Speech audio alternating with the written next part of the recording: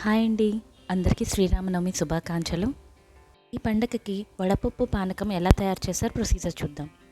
ముందుగా ఒక చిన్న బౌల్ తీసుకొని అందులో 3 టీ స్పూన్స్ పెసరపప్పు తీసుకొని 2 సార్లు శుభ్రంగా కడిగి పక్కన పెట్టుకోవాలి. ఇందులో మీరు కొంచెం వాటర్ యాడ్ చేసుకొని ఒక అరగంట సేపు పక్కన పెట్టేసేయండి. ఇప్పుడు మిరియాలు ఒక హాఫ్ టీ స్పూన్, అలాగే యాలకులు ఒక రెండు దంచి పెట్టుకోవాలి. ఇలా పౌడర్ లాగా ఉండాలండి. ఇప్పుడు బెల్లాన్ని తీసుకొని ఈ విధంగా తురుము పెట్టుకోండి, ఎందుకంటే మీరు వాటర్లో వేసినప్పుడు తొందరగా మెల్ట్ అయిపోతుంది. తర్వాత ఒక గిన్నె తీసుకొని అందులో తురుము పెట్టుకున్న బెల్లాన్ని అలాగే ఒక 2 గ్లాసులు వాటర్ని యాడ్ చేసుకోండి. నెక్స్ట్ మనం యాలకులు మిరియాలు పొడి చేసుకున్నాం కదండి, ఆ పొడిని ఇందులో యాడ్ చేసుకోవాలి. ఒకసారి మిక్స్ చేసి పక్కన పెట్టేయాలి. అంతేనండి. మీరు ఒకవేళ కావాలనుకుంటే అందులో తులసి ఆకులు కానీ లేకపోతే పచ్చకర్పూరం కానీ అది కూడా యాడ్ చేసుకోవచ్చు. నేనైతే ఒక తులసి ఆకును యాడ్ చేశాను. సో ఇంతేనండి, చాలా ఈజీగా మనం ప్రసాదాన్ని తయారు చేసుకోవచ్చు.